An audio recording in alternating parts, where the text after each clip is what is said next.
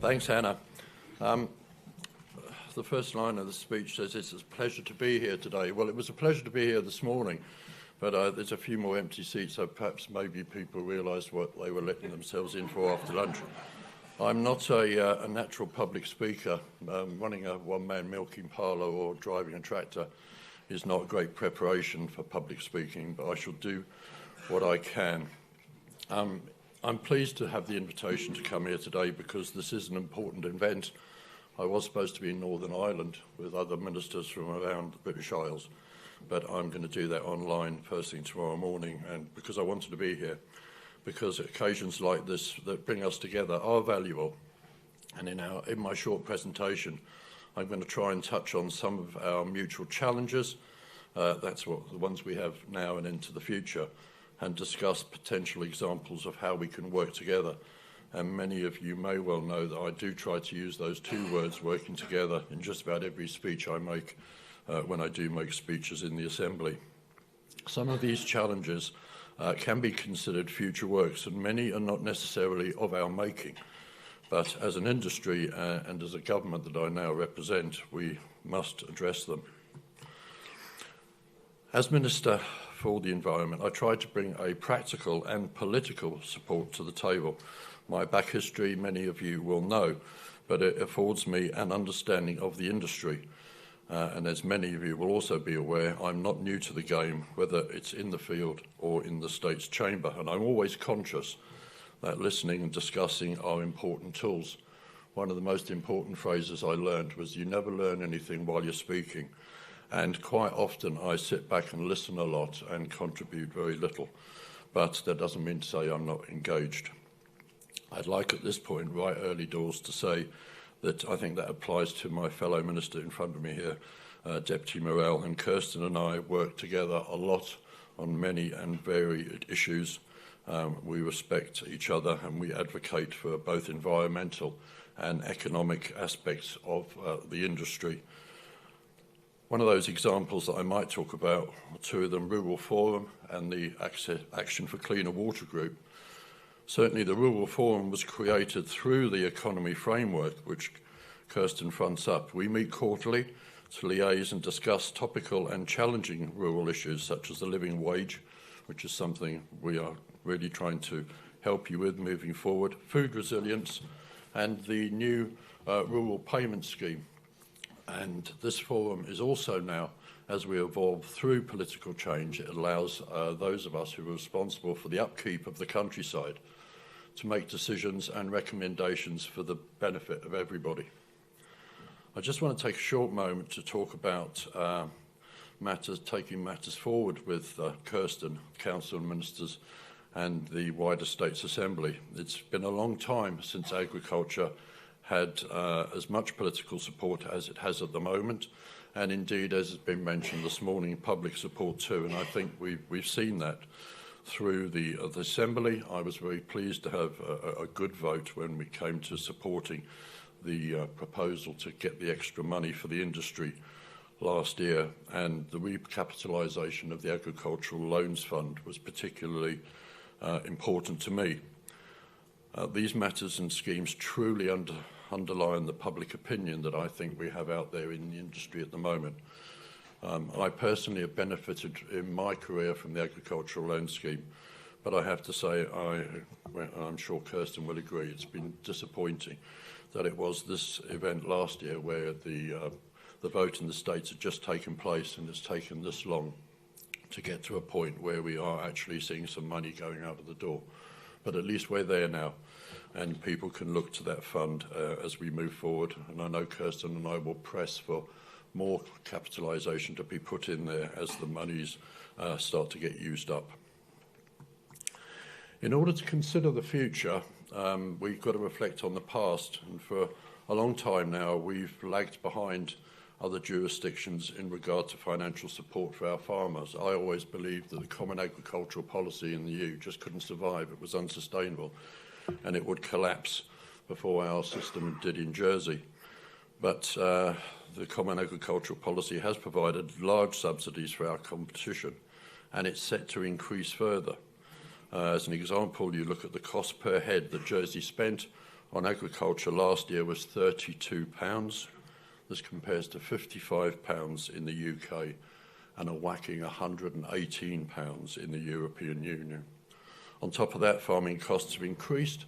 As we all know, I don't need to tell you, diesel prices are 50% higher than they were in 2020, and fertilisers almost trebled since 2 years ago.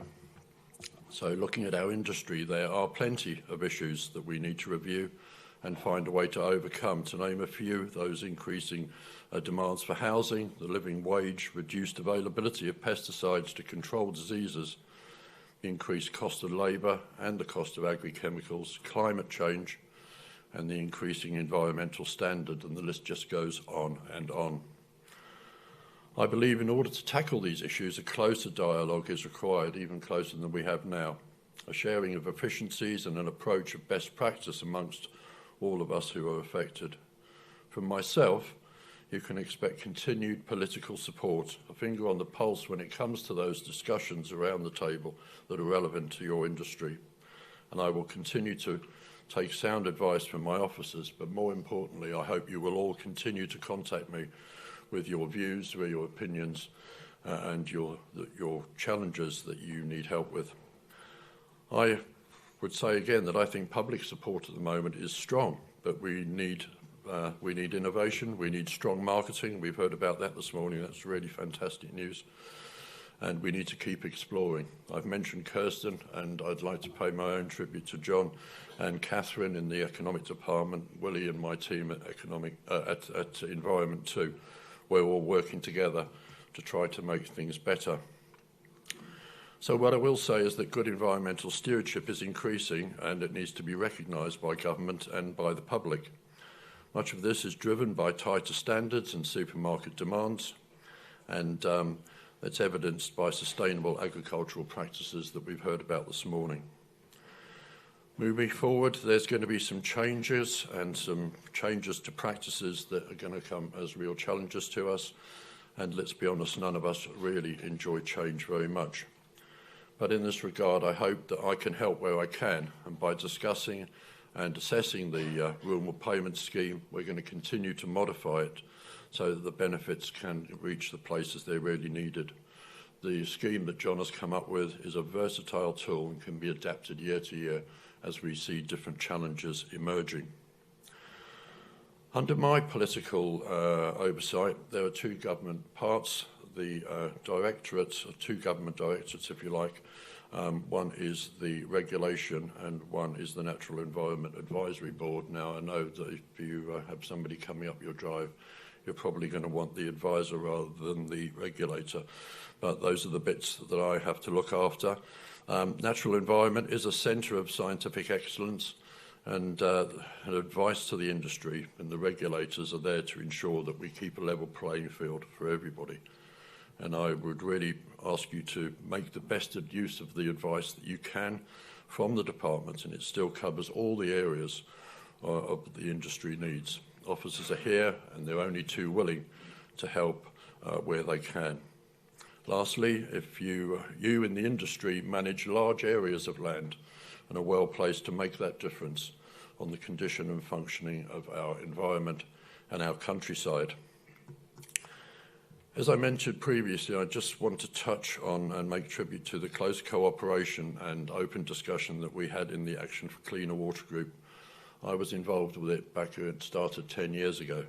And it's a great feeling for me to be able to sit down with some of my lifelong friends from the days of the Young Farmers Club, and people like Pete Lemage and Paul Hizet have been with me on that journey all the way through.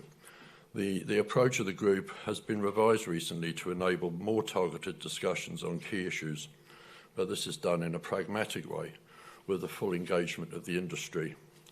The minutes of the meetings that we hold are available. If you want them, please contact me or contact officers. They can be sent round.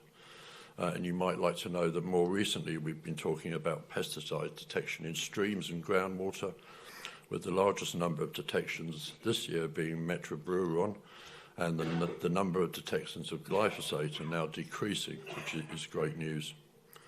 With the much wetter periods that we're experiencing and going to experience in the future, it's going to be really important that we take precautions on the use of these products.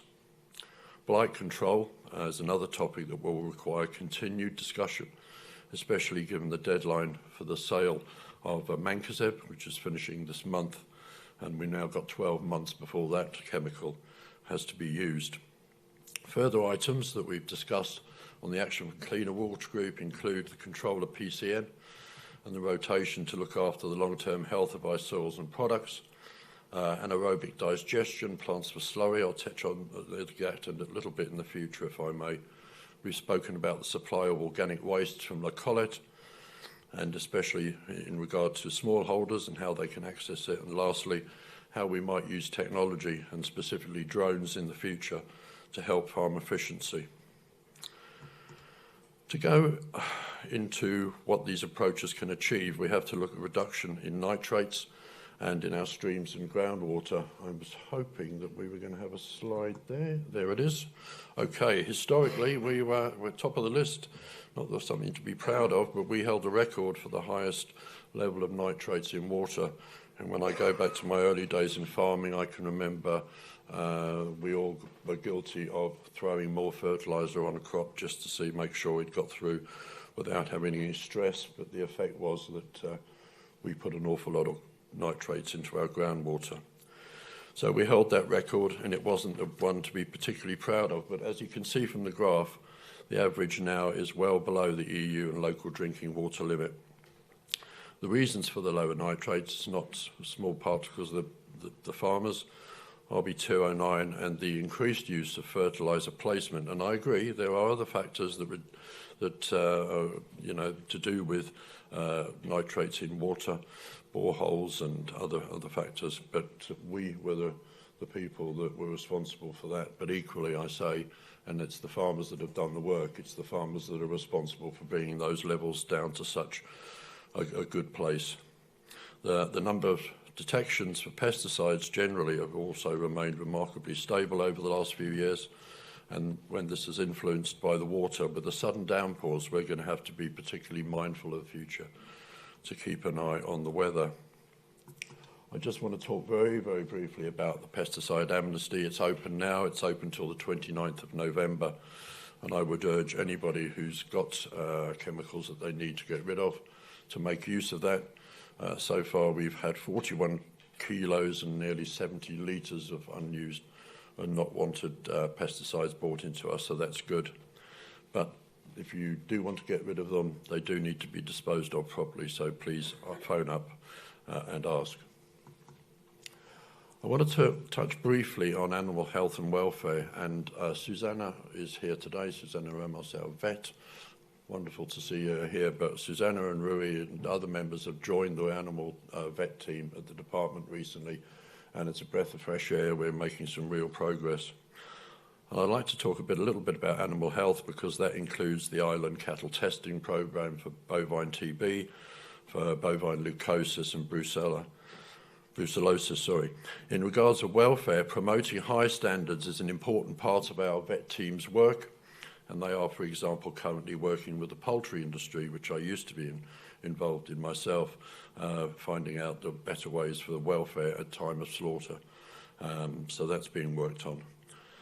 To go on, I'll briefly touch on trade, and we in my department are responsible for facilitating the export of all live animals and dairy products into the UK and the EU, while maintaining the island's biosecurity for animals and public health. This includes, for example, oysters inspections from the vet and health certification. And we have ongoing correspondence with our neighbours, because border control posts in the UK and the EU and in Jersey are changing, and that's something I'll just mention again in a few minutes' time. There are also now biosecurity measures and import checks on live animals, including those hens, and bovine semen from the UK in the EU, to maintain our island's high health status, which is so vital. As I'm sure you're all aware, we do need these cautious measures given the recent avian flu outbreaks, both in Jersey and in the UK. The vet team are also running some really important surveillance programs. These include avian flu, American foul brood, which is so vital in the bee population, and most recently we're conducting tests on blue tongue virus That's a disease which is coming slowly up from the Mediterranean, and we can see it now in northern France. And we're keeping a very close eye on that because it could affect our island herd. We're constantly monitoring the situation in the UK, and of course we need to look at wind directions and temperatures as these midge plumes are blown across to us from both the EU and the UK. And of course things like Asian hornets, non-natives, and they're on the island, as we know, in great numbers now, affecting our bee population. And it won't be a surprise that we will soon have to make some difficult decisions about Asian hornets and how we're going to deal with them in the future. When it comes to priority work in future areas, I just want to talk very quickly about a few things, but especially climate change. The Natural Environment Directorate includes the Met Office, and I see we've got Paul here and some other members of our team. And the reliability of forecasts that we get from our Met Office is second to none. We should make as much use of the resources we possibly can. It's come on leaps and bounds in recent years. And those reliable forecasts are going to be increasingly important to us as we see weather patterns shifting. Equally important is going to be your flexibility, you in the industry, in responding to these changes and correctly timing the planting, preparing the ground, and the response also to droughts and preventing field runoff in times of heavy downpours is going to be really important. I want to talk a little bit about carbon emissions from the dairy industry, and that's important for the work we're doing on our carbon emissions here in the island. I had hoped that I was going to have some news to announce today about my attempt that I'm trying to do to get to the dairy industry, particularly carbon neutral. It occurred to me some time ago that would be a real good plus point to advertise or sell the products that come out of our Jersey dairy as carbon neutral. I'm very nearly there, but as with ever, I've run up against a bit of a financial pressure, which I'm going to have to resolve. But I very much hope that in the not too distant future we can add carbon neutral to the advertising for dairy products.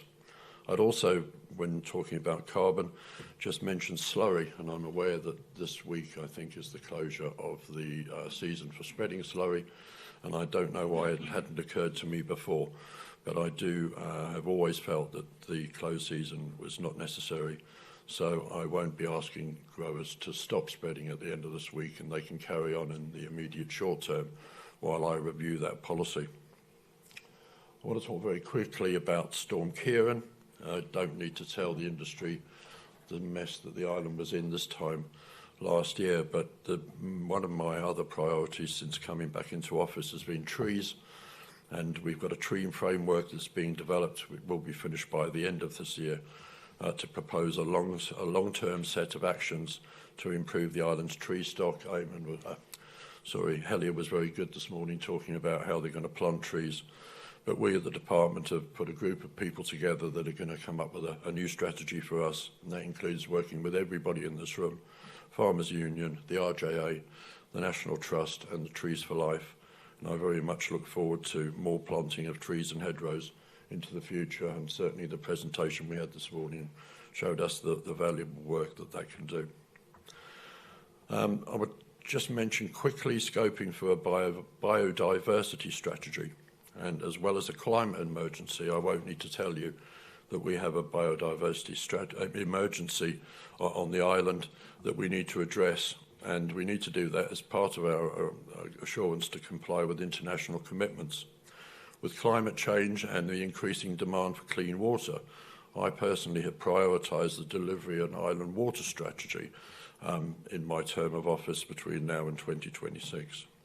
Managing PFAS, this forever chemical is very much unquantifiable. There's an enormous amount of work to do, and I want to get to task with that. And I've told colleagues and officers in regulation that we will coordinate a government environmental response to PFAS and the other challenges around water. We've got to look at maintenance of the countryside. It's important to all of us, but you especially. And at the same time, we have to think about how the public access the countryside that we have to work in. We have to find some benefit for them. There's 70 kilometres of countryside footpaths around the island, and it's important that we maintain them. We've run recently respect campaigns, mainly for dogs, and to make better management for dog use in the countryside. But I know from first experience that the footpath network is also under threat at the moment from the indiscriminate use of bikes, mountain bikes, and most recently the most damaging of all, which is electrified mountain bikes, have the ability to do an enormous amount of damage. A lot of our footpaths are privately owned, and we only use them with the generosity of those private owners. And if we upset them too much, we may find that our footpath network is not what we expect. Almost at the end, you'll be pleased to know, biosecurity framework. So an example of the increasing future work we're having to do, a lot of that is to do with Brexit. And unfortunately, we deliver the island's plant health regime, and that's all changing because of leaving the European Union. The new EU plant health review has upped the game, and we have to respond. We have to have smarter rules for safer food and deliver a significantly higher level of statutory surveys. We're going to be obliged to deliver an invasive species strategy for Jersey. We need to measure and understand the scale of the problem and prioritise the risks so we can request the resources for removal. I've mentioned the challenges we're having with Asian hornets, but the climate change, for example, in the fishing industry is seeing many of our regular species leave our waters, and seeing things like tuna, spider crabs and octopus invade in much, much greater numbers. It's also my intention to deliver the requirements of an official controls regulations in Jersey. And post-Brexit, the border relationships with Jersey, the UK and the EU have all changed, and there's now a much higher requirement for biodiversity checks on incoming animals, plants for planting, products of animal origins, and food. And in the last few days, I've had an extensive briefing on what our new border control post in Jersey will look like, and the work that they're going to have to do to maintain our southerly outpost of the British border control network if we're going to maintain a status. So in summary, I don't want to keep you any longer. I think good things are happening. We've got some money at long last, and there's some really good ways of pushing that money into the right places in the industry where we really need it. The attention and the public support that we're receiving, that the rural economy and the marine economy are experiencing, is very positive, and I hope that we can put that all to really good use. Equally positive is now, as I've just mentioned, that the funding is in place in the form of the Rural Payment Scheme, and this innovation can be adapted as we move forward to target specific issues. I'm not going to be naive and claim that there are no challenges moving forward, and most of them won't be of our making, but by close and open dialogue, joint working between us, and using our proven innovation, that we continue to tackle these problems and come up with positive and helpful solutions. It's a great feeling for me to be able to turn around to people like Paul and James at the RJA, Aim and Phil, and all the others that work in the board at Jersey Dairy, Dougie and Jane at the Farmers Union, Alex, Ronnie, Michael Renoir, Toots at Jersey Royal Bartlett's, Alan and Charlie at the National Trust, Helia, and Alex at Trees for Life, Helia at Jersey Water, obviously. I can turn to fellow ministers, I can turn to the Comité des Connétables, I can turn to backbenchers, I can turn to Kirsten, John Vautier, Willie, and my officers.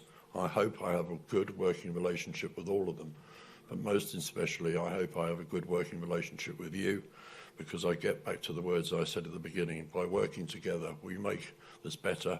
So please engage with me, and I wish you all the best for the next 12 months. Thank you.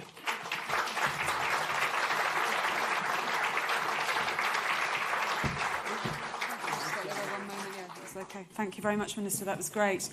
I've been talking today in so many positive conversations, and there has been such a shift change that I've certainly noticed over the last couple of years. What would you say you're most proud of in terms of what you've seen and the impact that everything that's happened over the last couple of years?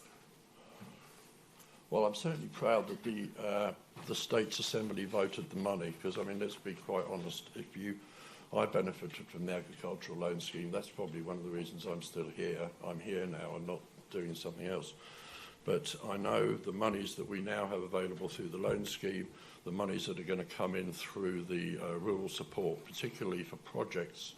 So there's much more money now with the money we're going to have for the minimum wage, living wage is going to be supplemented with part of that's going to go to projects. People can come up with projects which are going to help profitability, help productivity on their farms. So, you know, I'm really excited for the industry, and I mean, talking to especially the youngsters, which I can't call them youngsters, they're probably 30 or 40 now, but anyway, people in the industry are talking about their future. They weren't doing that 2 or 3 years ago. People talking about doing really exciting projects, and that just makes me feel good, so yeah. You've talked through a lot about what you want to tackle. You've got 2 more years until the next election. What is your focus, would you say? Oh, wow, I've got such a wide portfolio that I need to look after that it's difficult to pick on one in particularly. Farming have got some cash now moving forward, and I want to do everything I can through the planning system and other systems to help farmers with their goals and aspirations. The fishing industry in particular is under real big pressure at the moment. Difficult to find the stuff to catch. If you can catch it, it's difficult to export. It's difficult to make money. I'm going to try and help them as much as I can as well. But certainly, you know, the countryside is in our blood, it's in our DNA, and we want to keep Jersey as beautiful as it is while maintaining a profitable and diverse countryside if we can. Absolutely right. Another big question, it really leads on from that. What does success look like a year from now, would you say? When we're back in this room? A planning office full of applications from the industry trying to move forward with new buildings and innovation. I mean, I didn't talk about anaerobic digestion, but that's another big plus for the dairy industry, starting to use that slurry that in better ways, create energy, a better product to go back onto the land afterwards. And there's some plans for the other AD plants once we get this first one done. It's all exciting. The abattoir, future plans there, are you able to update at all? Oh, well, the abattoir has always been a challenge ever since I was in the industry, and we've had to adapt and move forward. Obviously, we had weather issues last year after the storm. Long term, we probably need a new facility. That's very expensive. It would have to be relocated. The most important thing with the abattoir in the short term is to make sure that those people that need to move animals there, whether that's beef, whether that's pork, whether that's lamb, it's available, it's up to the right standard so that meat can enter the food chain, because that's the most important thing for local producers of meat. Need it sold and want people to go out and buy it. 2 more questions, if we can, Minister. What are your thoughts on using agricultural land for solar farms? Yeah. 2 or 3 years ago, I was very clear that I wanted farmers to be able to grow power just like they grow cauliflowers or grass, because I thought it would be a good way of an alternative income for farms. I need to be properly convinced that there's a joint use for solar and agriculture in the same field. I think it can be done. I need to be assured of that, because I don't want to waste agricultural land just putting it over to solar. We know we have good low-carbon energy coming from France. We know we may have a wind farm. We know even if we do a very large amount of solar on the island, it's only going to be a small percentage of our usage. So I think I'd probably be quite a little bit less gung-ho about solar now, and just take a little bit of a closer look about how we continue to evolve solar in the countryside. There's maybe a few more things to consider. And finally, carbon neutral, the hot topic. Can you expand on how your department is supporting the dairy industry, or can see that for the dairy industry going forward? Well, to be quite blunt, the way to get the dairy industry to carbon neutrality is money, and the quickest way to do that is to substitute diesel for HVO using vegetable oil, which is now available through the fuel distributors. And the big problem is the differential in cost between diesel and HVO. And I've certainly got some plans to try and do a trial. As I said in my speech, I had hoped to be able to come here today and say that I think I'd found a way for the dairy industry specifically at this stage to say we are carbon neutral. I need to go away and do a little bit more work on that, but I firmly believe that when it comes to niche markets, to setting unique selling points, if you like, USPs. A sort of a carbon neutral mark on the side of that milk or butter pack or gelato pack or whatever you could be really valuable moving forward and really help marketing for dairy.